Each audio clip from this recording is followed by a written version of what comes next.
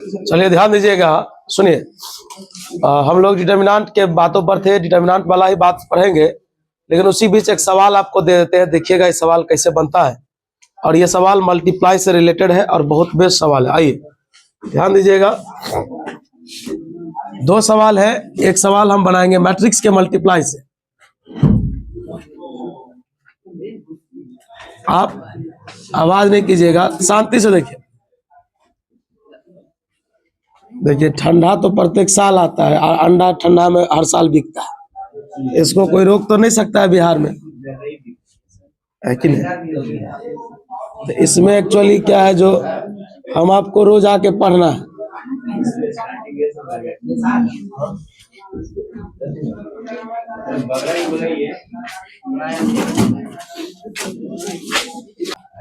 चलिए सुनिए, अरे अब हल्ला नहीं करो। देखो, ये वैसा ही एक सवाल ले लिया गया, इसलिए ले लिया गया जो सैंपल पेपर आपका छपा था ना, जो अभी एक सैंपल एक सेट जो दिया गया है, उस आए बड़े शांति सुनिएगा। एक हम बना देते हैं, तो ये मल्टीप्लाई बच्चा के जैसा करना है, इसको ऐसे मल्टीप्लाई करना है। सुनो ना, जो आएगा उसको उससे करना है। सबसे पहले आप शांति से एक सवाल देख लीजिए, दूसरा बनाइएगा, फिर जहां डिटर्मिनेंट पढ़ा रहे थे वही पढ़ाएंगे। बुआ इधर उधर ना करो पहलवान, हम सब चाल समझ रहे तू किस चीज का चल रहा है। तू सब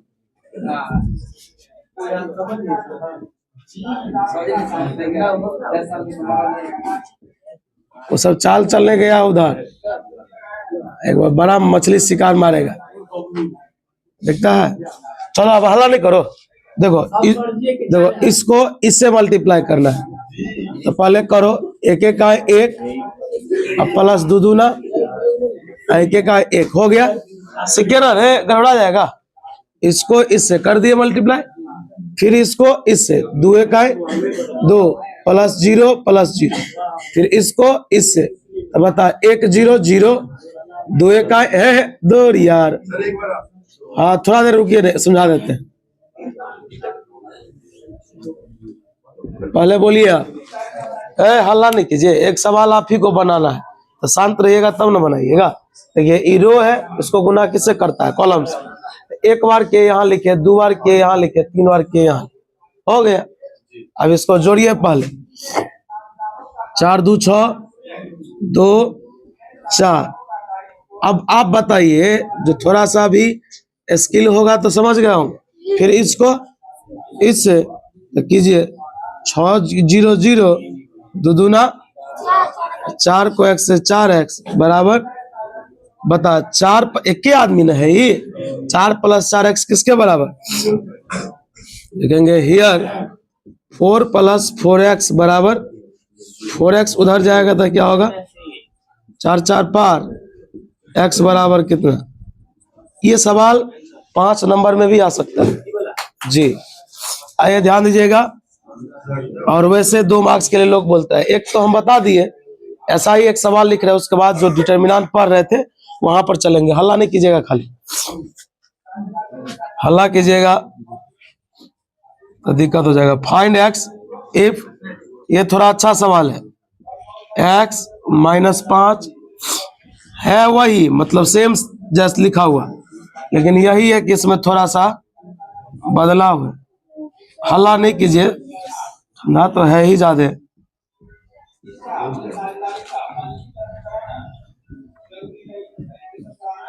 चलिए ये सवाल है आपका, समझे? रुक जाइएगा। हम लोग डिटर्मिनेंट पर जब थे, तो डिटर्मिनेंट निकालना सीखे, पूछ लेते हैं पहले, उसके बाद आगे बढ़े। डिटर्मिनेंट निकालना सीखे, 2/2 का, 3/3 का। डिटर्मिनेंट में छोटा छोटा बात सब पढ़ाए। क्या पढ़ाए? छोटा छोटा बात, कि किसी संख्या से गुना करेंगे तो केवल एक रो या केवल एक कॉलम में करेंगे, सब में नहीं करेंगे। उसके बाद एरिया ऑफ ट्रायंगल कैसे निकालेंगे डिटर्मिनेंट से, ये भी सिखा दिए। माइनर कैसे निकालेंगे, कोफैक्टर कैसे निकालेंगे। उसके बाद एडजॉइंट कैसे निकालेंगे। 2/2 का अगर ऑब्जेक्टिव में पूछेगा तो ट्रिक से कैसे निकालेंगे, ये कल बताया गया। जब एडजॉइंट पढ़ लिए तो उसके बाद अपना टॉपिक स्टार्ट हुआ कि अगर एगो समीकरण लिखा है, जैसे a² - 4a + i बराबर 0, तो इनवर्स कैसे निकालेंगे, तो कल सिखाए दोनों तरफ a इनवर्स से गुना करेंगे। एगो ये बात पढ़ाए। दूसरा उसी में बात क्या पढ़ाए कि मान लो अगर डायरेक्ट ए इनवर्स निकालना है तो फॉर्मूला है फिर बीच में नहीं, adjoint of A by determinant of A, ये सब पढ़ाया गया। फिर उसके बाद उससे रिलेटेड छोटा छोटा बात जो ऑब्जेक्टिव में आता है सब आपको लिखा दिया गया। हम इसमें 2 गो बात छोड़े हुए, क्या गो शांति सुनिएगा, 2 गो बात छोड़े हैं, एक छोड़े। अभी छोड़ना मतलब है कि इन्हें नहीं पढ़ाएंगे, पढ़ाएंगे अभी, अब पढ़ाएंगे। जैसे दिया हुआ सिस्टम ऑफ लीनियर इक्वेशन, कहने का मतलब या तो 2 चर वाले रैखिक समीकरण होगा या 3 चर वाले। तो बोरे इसमें हम लोग को जानना है कि इस टॉपिक का नाम क्या है। तो इस टॉपिक का नाम है application of matrix and determinant. 2014 में एक प्रश्न इस टॉपिक से भी पूछा गया था, उसके बाद नहीं आया है। शांति सुनिएगा, जब भी आएगा अगर 3x3 का आया तो 5 नंबर में ही आएगा, है ना। आइए ध्यान दीजिएगा मैं क्या लिख रहा हूं, सुनिए सुनिए, आराम से लिखना है। और आज और कल का 2 दिन का नाम टाइम लिए हुए थे, मंगलवार और बुधवार, 2 दिन में पूरा बात कंप्लीट कर दिया जाएगा डिटर्मिनेंट का। उसके बाद आप क्वेश्चन बैंक एनसीईआरटी से पूछिएगा, जो प्रूफ सब नहीं हुआ वो आपको बता दिया जाएगा, है ना। आइए ध्यान दीजिएगा, लेकिन आपको फिर बोल रहा हूँ एनसीईआरटी का एग्जाम्पल, एक्सरसाइज जितना हम पहले भी पढ़ाए हुए और क्वेश्चन बैंक, ये सब चीज छोड़ना नहीं। छोड़िएगा तो क्वेश्चन देखिए बना लीजिएगा, लेकिन आप इतना बना के जाइए ना जो लगेगा वही क्वेश्चन आ गया एग्जाम। देखिए एप्लीकेशन ऑफ, सुनिएगा, application of matrix and determinant.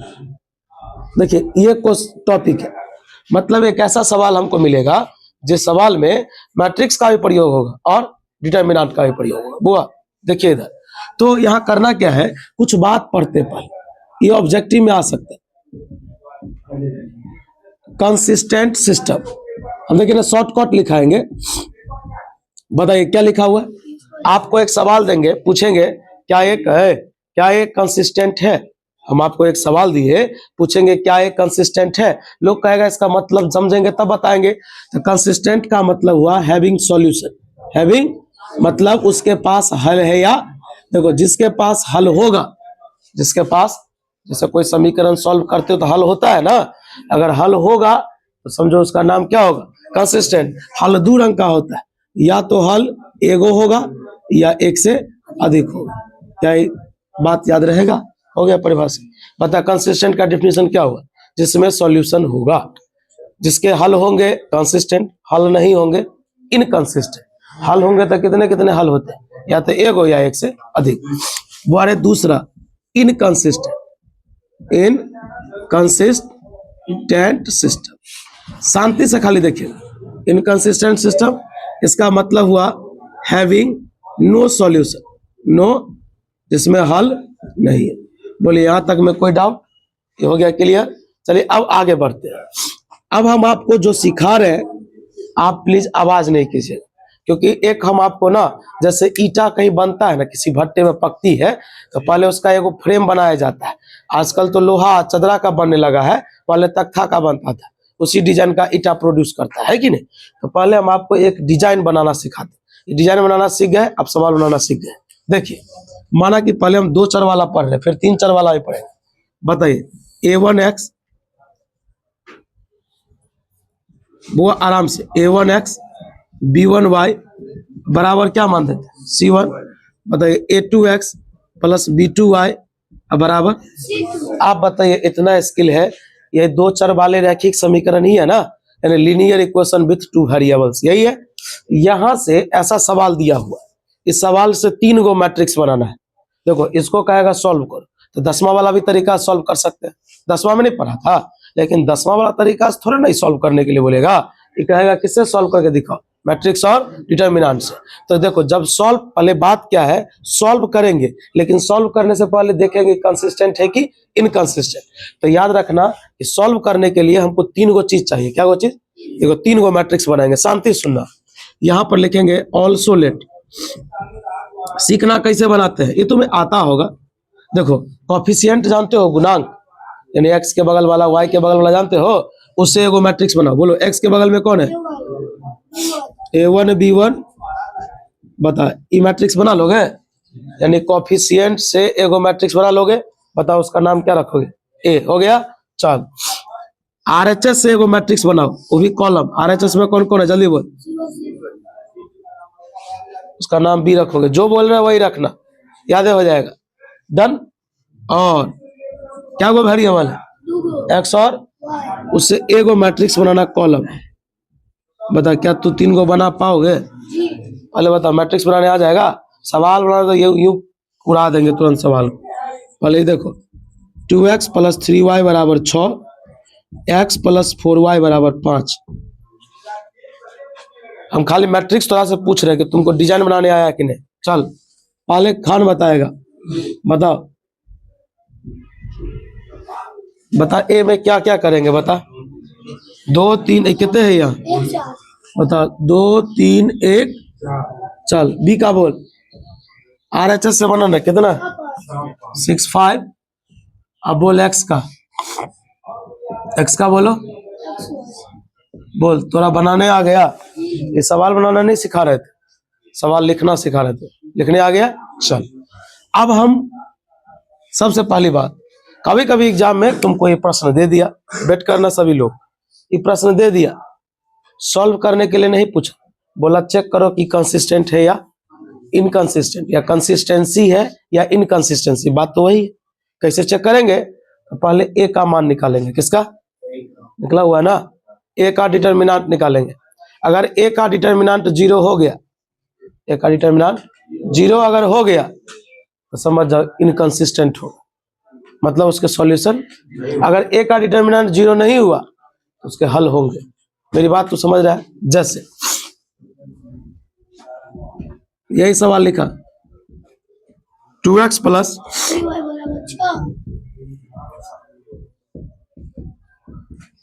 Bablu बताएगा, बता बबलू एगो मैट्रिक्स मान। चल इसका डिटर्मिनेंट निकाल, बता। 4 दूना कितना आया? क्या 0 आया?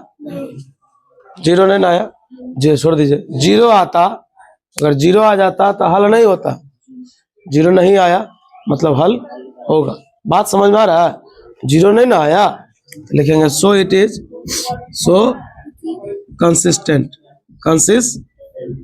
चल एगो और सवाल देते हैं, इसका बोलो x प्लस।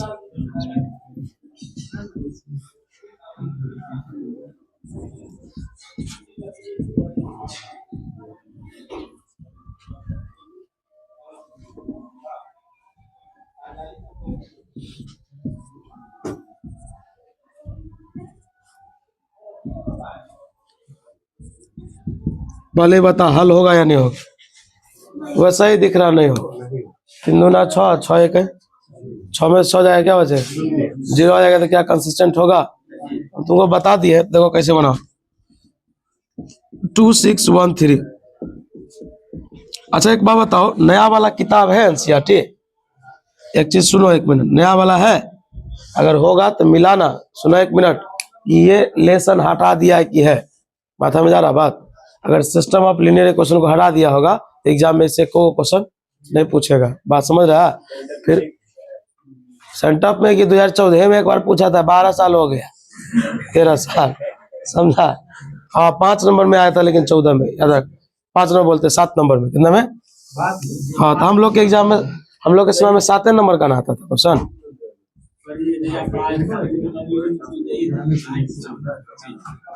4 नंबर ही होता था पहले, 2 नंबर वाला नहीं होता। 4 नंबर 7 नंबर ऑब्जेक्टिव कम होता था। आप लोग का जितना रहता ना उतना थोड़ा ना 10-15 को रहता, वो भी ऑब्जेक्टिव में लिखने वाला भी आ जाता था, ऑप्शन नहीं रहता, खाली स्थान पूछता था। ठीक है, ठीक। हाँ बोले क्या बोले आपको, थ्योरी लिखिए। लेकिन जब हमें सिस्टम ऑफ, भाई इसका लिखिए ना 2 लाइन, बाद बाकी छाप लीजिएगा। लेकिन जब हमें सिस्टम ऑफ ले लीनियर इक्वेशन को, यही थ्योरी है जो थोड़ा लॉन्ग कर दी। जब हमें सिस्टम ऑफ लीनियर इक्वेशन को मैट्रिक्स और डिटर्मिनेंट से सॉल्व करना हो,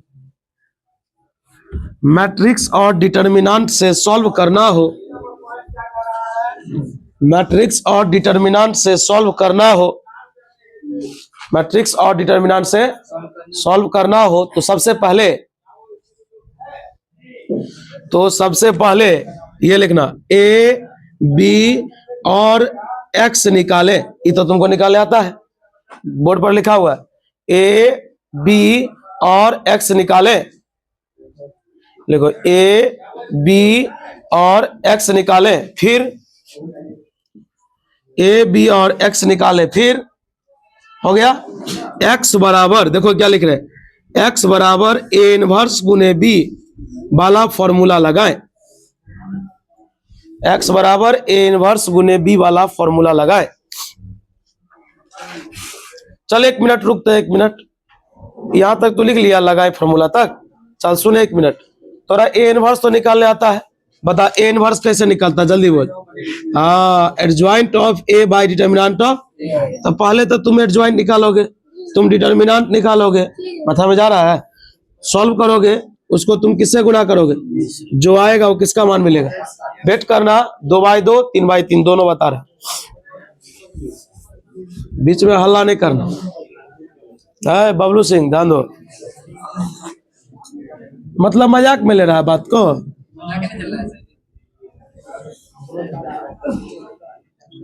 एक और टॉपिक बच गया है, उसके बाद तुरंत भाई हम आएंगे अपने वेक्टर 3D पर, और उसमें तो और छोटा छोटा नोट्स है।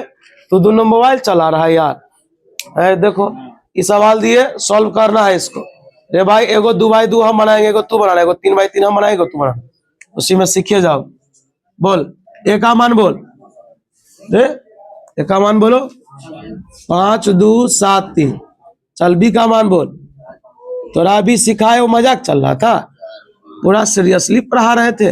एक्स का मान बोल, सही है। पहले तुम बताओ, पहले ना पता कर लेंगे हल होगा या नहीं होगा, तो नहीं सॉल्व करेंगे। तो चलो सबसे पहली बात ए का डिटर्मिनेंट निकालो, बता है, खाली ध्यान दो इधर। 15 - 14 डिपार्टमेंट में कितना आया, मतलब हल होगा। 0 नहीं आना चाहिए, 0 आता तो नहीं होता, 0 नहीं ना आया, 0 वाला देंगे, ये हो गया। चलो अब तुमको क्या बोले थे, एगो फॉर्मूला तो पढ़ा था अभी जस्ट, दूर तू सब ध्यान नहीं देता है। तुमको क्या निकालना है, इनवर्स कैसे निकालता है, एडजॉइंट निकालोगे तब ना। एडजॉइंट कैसे निकलेगा, कोफैक्टर निकालो पहले, देखेंगे ना। चल इसका कोफैक्टर निकाल, A11 प्लस की माइनस, बस बता 3 A12 माइनस, ये अभी नहीं पूछना कैसे होता है, नहीं तो फिर पूछेंगे ग्रामर कैसे पढ़ के आया कल।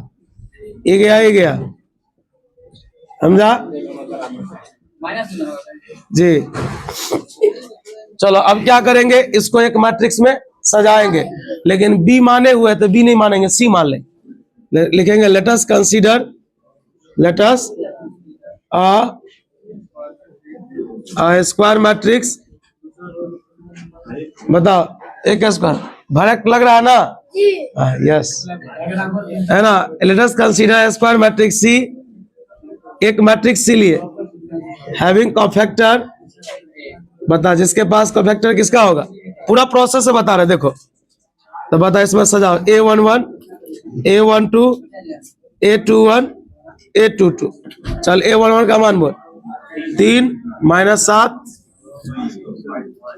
चलो क्या बोले थे, इसका क्या निकालो, नहीं सिखाए थे, जिसको सजाओगे उसका क्या निकालो, ट्रांसपोज निकाल। 3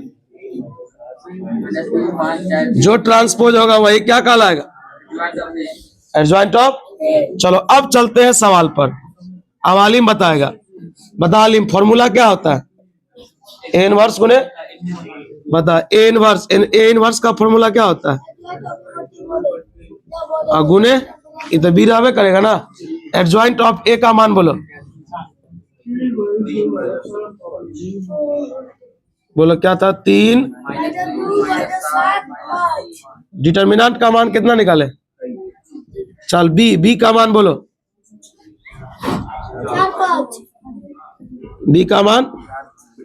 चल यहां देख, 1 से भाग देने पर कोई फर्क, चल बबलू बताएगा, बबलू कथी लिखल है, एक्स का मान क्या है, तो एक्स। चलो बोलो ये क्या लिखा है, 3 - 2 - 7, इसको गुना किसे करना है, अब ये गुना तो तुमको आता है, बहुत सुंदर, क्या मधुर आवाज है, गुना कीजिए, इसको 4 तिया 5 दूना इस है 7 चौक 50। आ गया, आओ ठाकुर आओ, वाह बैठो। हाँ बता कितना हुआ, 2 है कितना बता। अब बता तेरे आलिम, x का मान कितना, y का मान। हाँ इन्हें का ना भारी है। चल एक बार और सुन, है रुक। ए बी एक्स मानने आता है, ए का डिटर्मिनेंट निकालने आता है, कंसिस्टेंट इनकंसिस्टेंट चेक करने आता है। सुनो ना, इधर आता है ना रे। कॉफैक्टर निकालने आया, कॉफैक्टर को एक मैट्रिक्स में सजा दिए। सी क्यू माने जानते हो, बी मान चुके हैं तो सी ए ना मानेंगे। सजा दिए, उसका ट्रांसपोज निकाले, वो क्या कहलाया, एडजॉइंट। बता एक्स का मान क्या होता है, ए इनवर्स गुने, बात नहीं कीजिए, ए इनवर्स का फॉर्मूला क्या होता है, adjoint of A by determinant of गुने बी। एडजॉइंट ऑफ ए का मान ई था, डिटर्मिनेंट का मान ई था, बी का मान ई था। एक से भाग देने पर कोई फर्क नहीं, इस दोनों का आपस में गुना कर लिए, एक्स का मान एक्स वाई था, कंपेयर किए मान निकल गया। बता समझ में आया कि नहीं आया, तो एक सवाल बनाएगा बउआ, पूरा याद कर लो, वेव ऑप्टिक्स रे ऑप्टिक्स तुरंत। हाँ टाइम ज्यादा हो गया, एगो सवाल देते हैं हम, ध्यान नहीं दिए, एगो बनाइए ना आप।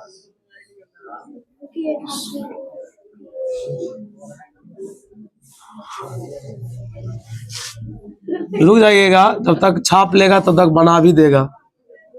एक प्रैक्टिस कर लीजिए ना। अब आप ही बताइए, जो 2/2 वही 3/3 बनाइए। तो सवाल यहाँ दिया हुआ, यहाँ अब आएंगे तो ऑप्टिक्स पर चलेंगे आराम से एकदम। देखो चलिए हो गया, मैथ रहने दीजिए, आइए फिजिक्स की ओर चलते हैं।